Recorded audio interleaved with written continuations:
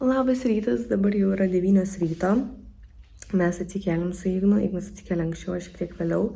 Buvo bairis, aš atėjau ant sofos, atsisėdau ir aš jau apsirengus taip, kad tipo, tiesiog truputėlį pasportuot, padaryti savo mankštelę, žodžiu, tiesiog pasportuot.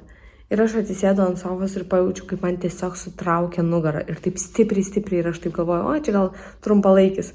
Ir aš suprantu, kad ne, kad man žiauriai skauda tą vietą, va šitą va. Ir aš tada galvoju, gerai, aš ką tik rašiausi sportuoti. Aš dabar bandžiau pratampyti tą vietą, bet man iš vis nepavyko, man labai skauda. Tai tiesiog atrodo, sportui buvo pasakyta ne šį rytą, nors aš labai norėjau tiesiog pasitampyti. Ignas išgirdo, kad aš noriu pasitampyti, pasportuoti, išbėgo iš vis į pabėgiot. Taip pasidarau tokią šukuosiną.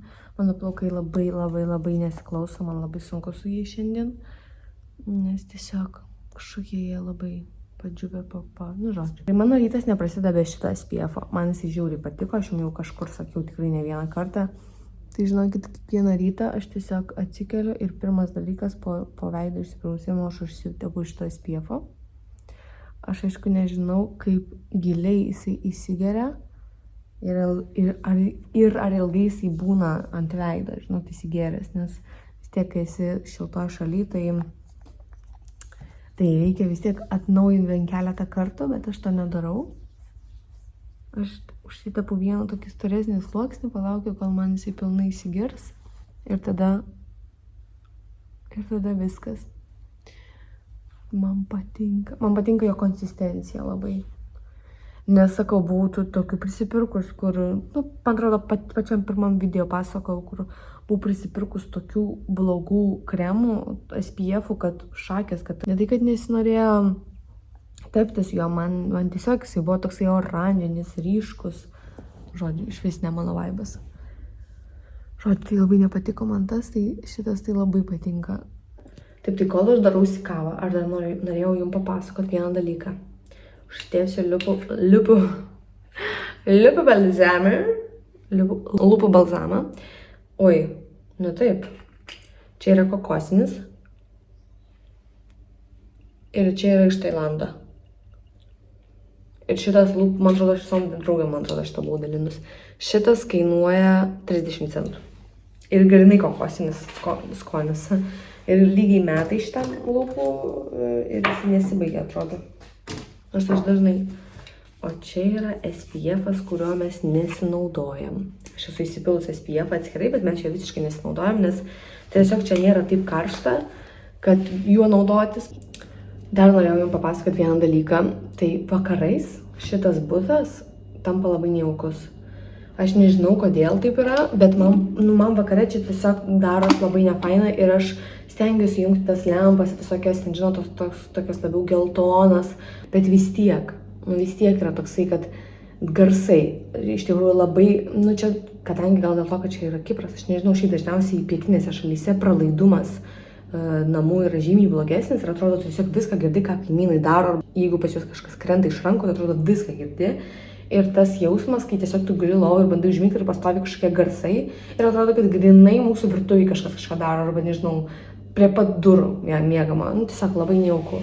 Tai rytais man labai patinka šitie apartamentai, aš jaučiuosi labai laisvai, bet vakarais čia tiesiog tampa nefaina. Aš negalėčiau čia būti viena vakarais, nes tiesiog nejauku. Visur tie langai dideli, jie taip atsidaro jie ne kaip pas mus, biški kitaip ir atrodo, kad lengviau gal net. Žodžiu, tiesiog prisiskaičius iš visų tų istorijų iš Ispanijos, kaip ten tie... aš tiesiog daug tokių istorijų žinau, kur kokia Ispanija, nežinau, tiesiog pietinėse šalyse dažnai būna tokie išpoliai visokie ir prieš turistus ir taip toliau, vis tiek mato, kad mūsų mašina yra nuomota. Ir parašytas mūsų buto numeris, kur mes gyvenam ir atitinkamai visi žino, kur mes gyvenam, nes tiesiog čia yra viskas sunumeruota taip. Čia yra grinai tokia kaip atskira erdvė su daug apartamentų. Tai va čia yra, šitas atvejis yra, va čia aš tikrai esu ramesnė. Aš galvoju dabar išgerti kavos ir nueiti į pūlą. Ką jūs galvojat? Nes aš dabar žiūriu, ten nėra, palaukit, ten yra 2 žmonės Ir ten yra saulė iki kokių 12, manau. Tai galima valandėlį, 1,5 nuvaryti. Ir kiek greičiau kavos pasidaryti, kol Ignas grįžt, nes jis tikrai irgi norės, jis irgi norės į pūlą.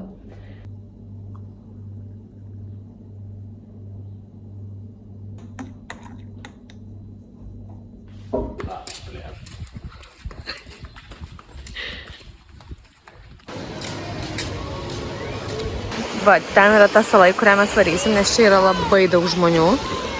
Žiūrėkit, koks vanduo. Tai mes varysim tenai, nes ten mažiau žmonių ir ten reikia va tai va eit, kad pasiekt tą vietą. Tai mes dabar ruošimės eit. Aš jau šiltas vanduo labai. Eina savo.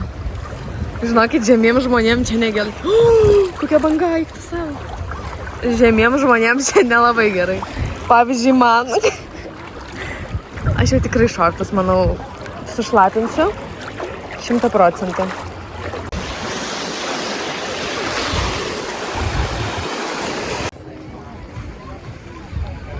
Mes atvarėm, žinokit, labai faina, labai geras oras, labai šilta. Pažiūrėkit. Mes tiesiog, tai va, šiaip šiandien nemažai žmonių, nes šiandien sekmadienis. Bet labai fainas vandenukas. Atėjo debesiukas, tai mes varom. Žiūrėkit. Atvarėm į pardą, tiesiog paim pagrindinių dalykėlių, kurių reikia, ir stovim prie čipsų. Jūs tokios bomžiškos kažkokios parduotuvės. Jo, bet šitą yra, atrodo. Normaliai. Čia gal jau jų, žinai, tinklas, tai ir dėl to. Čia visokių yra, žinok, mačiau Dubai Chocolate, visokių šokoladukų. Bet... Ignai pauosti kvepelį. Vėl fermos kvapas kažkoks. Man labai įdomu, aš pamačiau, kad pas mus auga kažkas va čia. Jo, čia laimas. Arba citrino. Ne, čia laimas.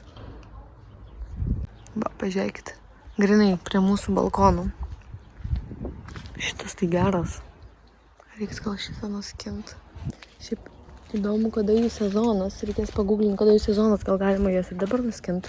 Nes tada turėtumėm kažko. Ar laimo kažkur prie daržovių galima įvaryti. Taip, tai mes grįžom namo ir aš noriu parodyti, ką aš nusipirkau. Mes nusipirkom. Tai čia buvo planas tiesiog paimti visokių dalykų ir kažką susigalvoti, susimastyti. Pirmas svarbus dalykas buvo skalbiklis, nes mes neturim čia skalbiklio. Tai pasiėmėm. Tada pasiėmėm duonos, nes tą duoną mums jau baigėsi. Ir reikia kažkur dabar ją įkomponuoti gražiai. Tada kol kas čia padėsiu. Paėmėm daugiau pieno, nes mes šiaip pastebėjom dažnai gerą pieną. Tai ne tiesiog, bet kažkuo pasidarom. Tada paėmėm pomidorų, kas įdomu, kad jie turi visą laiką būtinai paženklinti. Va tai va, ir tiesiog visas daržovės į atskiras maišelius sudėti. Tai tas, va, nesuprantu aš to. Tai va, tai paėmėm pomidorų. Dabar atidarysiu daržovės, kitą vietą įdėsiu. Paėmėm kiaušinių. Pavyzdžiui, kiaušinių kaina, 12 kiaušinių čia kainuoja 2,9. O pas mus kainuoja 2 eurai, nu tai čia 2,9. Ir čia vieni iš pigesnių, čia M dydis. L dydis kainuoja 3,8, man atrodo. Jeigu aš neklystu. Tai tada čia yra pievagrybiai, mes darysim makarus su pievagrybiais. Čia yra agurkai, sakau, ir viską turi būtinai į maišelius įdėti. Čia yra paprikos, nu mes tiesiog arba apkepinam paprikas į orkaitę įdedam, arba irgi tiesiog prie pusryčių pasipjaustam. Dabar jau pasakysiu, kiek sumokėjom. Vis pagalvoju, bet kol aš jums rodau, jūs galvokit maždaug, kiek čia kainuoja viskas. Taip, tai čia yra, aš paėmiau 2 kavas, jos kainavo po €7, tai aš pagalvojau, tiesiog būtų fainai, jeigu ką ekstra dienai turėt. Kaip šiandien, pavyzdžiui, aš pasidariau kavą, bet jinai buvo ne tokia wow. Aš galvoju, blem, aš norėčiau tiesiog dabar įkalti kažkokios šaltos kavos. Tai aš galvoju tiesiog, kad būtų, nes šiaip tokie pas mus, nežinau, Lietuvoje arba kažkur kitur kainuoja visai brangiai. Po 2,8, man atrodo, čia €7 viena. Nu, tai galvoju, tiek to. Tada paėmėm vištienos filėnes, darysim sriubą. Nu, svogūnai, kurie išbyrėjo man. Labai čia įdomi maišeliai su galvau, neuždėjom mes va šitą.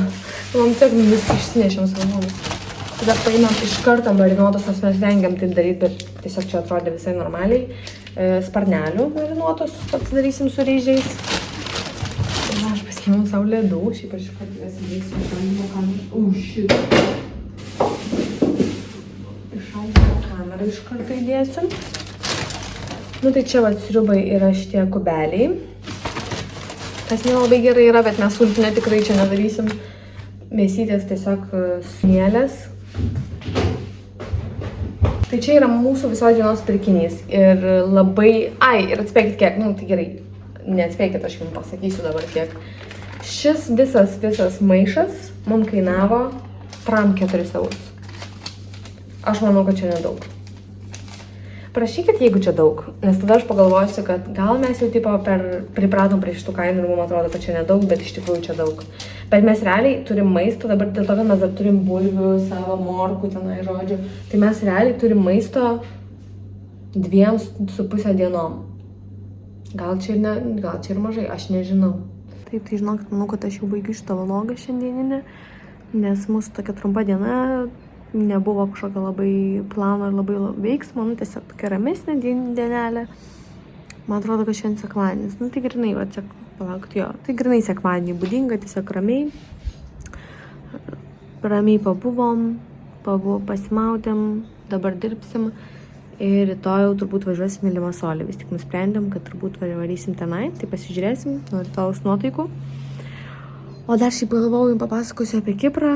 Šiaip mano pastebėjimas, aš kaip tik čia Igno klausiau, tipo, koks jo jausmas būnant čia ir kiek jisai jau jaučia, kiek jisai galvoja, mes jau čia esam. Žinot, būna, kad tu vos net ten, nežinau, porą savaičių esi, bet tau atrodo, kad tu čia jau kelis mėnesius, arba ten porą dienų esi, atrodo, kad jau savaitės ten kelias.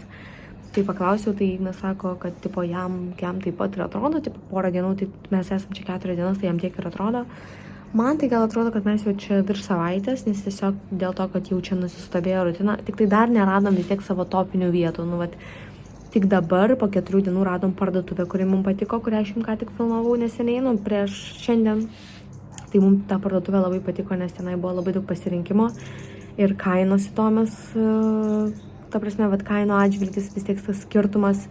Tai ten, vat, kaip ir paminėjau, kiaušiniai, pavyzdžiui, buvo brangesni nei Lietuvoj, pienas yra brangesnis, bet pavyzdžiui, kažkoks dalykas buvo pigesnis ir aš tokia, Old Spice'as. Mes Ignu mėgstam Old Spice desodorantą ir jo kaina čia yra 1,08 €. O pas mus, man atrodo, su nuolaida 3,8 ar 3,5 €. Nu, va toks va tiesiog random skirtumas. Tada tenai ir taip labai keista, nes vieni produktai žymiai brangiau, o kiti žymiai pigiau, ženkliai pigiau. Tai taip pat įdomu pastebėtas kainas ir mes vis tiek pavažinėjom po visas parduotuvės, kad tiesiog suprast, kur mums geriausia ir optimaliausia ir geriausia būtų šopintis. Tai va atradom vietinę, nu bet ne vietinę, ten vietinę, bet didelę. O čia yra labai daug, žinot, kioskelių, kur labai populiaru pietinėse šalyse, nu, kad ir Turkija, pavyzdžiui, taip atsimenu, kad užeit vandens nusipirkti ir taip toliau. Tai mes vakar taip nuvarėm nusipirkti vandens ir kiaušinių. Ir palaukit, mums kiaušiniai kainavo 6 kiaušiniai, mums kainavo 2 eurus. Tai dabar mes sumokėjom, aš pamiršau, 2 PM ar 2,8, neatsimenu, už 12 kiaušinių. Nu tai čia va tas ir yra, kai mažus kioskelius varai. Bet gerai, aš biškį nuėjau nuo temos, tai ką norėjau pasakyti, kad šiaip iš tikrųjų žiemot Kipre aš tikrai rekomenduočiau. Jeigu manęs draugės ar šiaip kažkas klaustų, tipo, ar rekomenduotum čia atvažiuoti? Tai aš pasakyčiau, kad rekomenduoju čia atvažiuoti sezono gale. Vasarą tai nežinau, nes, nu, čia žiūrint kaip kas, nes kažkam patinka karštos vasaros, kažkam patinka, kai būna labai šilta. Tai tada taip, nes čia tikrai bus šilta, bet kitas dalykas, kad pavyzdžiui dabar labai yra švaru, miesteliai yra labai švarus ir apskritai tu jautiesi, kad šviežias oras, nu, tiesiog yra kom kvėpuoti ir va dabar aš sėdžiu su megztiniu ir man labai gerai, tipo, man nei karšta, nei šalta. Dabar yra plus kokių 19-18, tai toks jaukumas ir toks tiesiog, nu aišku, jeigu čia yra savaitė tavo metuose, ten 2 savaitės metuose, kai tu nori paatostogauti, tai vienareikšmiškai siūlyčiau varyti čia kokį spalio pradžioje arba spalio vidury, va čia aš manau būtų idealu iš vis. Nei per karštą, man atrodo, bus kokie 27 laipsniai, 28, 27 man atrodo. Šiltas dar vanduo jūroj.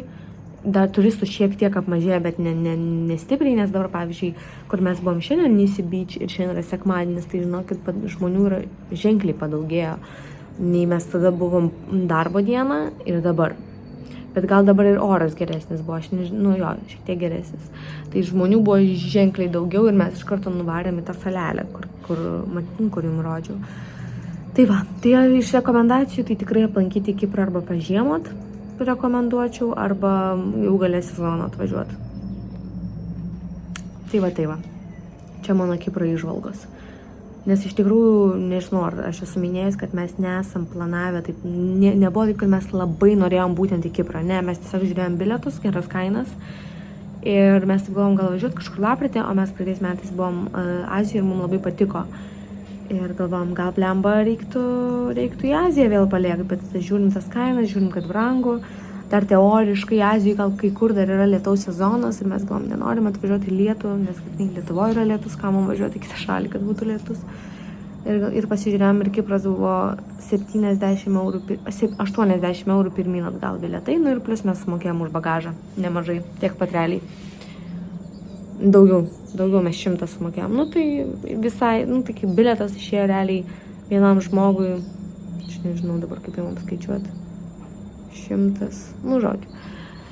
Tai va, tai ir bagažas toks, tai buvo čia. Taip nepakankamai gerai gal suplanuota, bet bent jau pasiėmė mažą lagaminiuką ir viskas tikrai tilpo, viskas ramu, bet tiesiog, kai važiuoji mėnesį, tu pavyzdžiui, Ignas įsidėjo 2 megztinius, o aš vieną, tai mano skalbėsi dabar, tai aš tiesiog su jo bent jau turiu, tai tas bent jau gerai.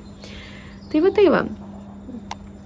Tai ką, tai iki rytojaus, rytoj filmuosiu vėl vlogą ir manau, kad rytoj bus įdomesnė diena. Ačiū labai, kad žiūrėjot ir didelis bučkis jums visiems. Iki!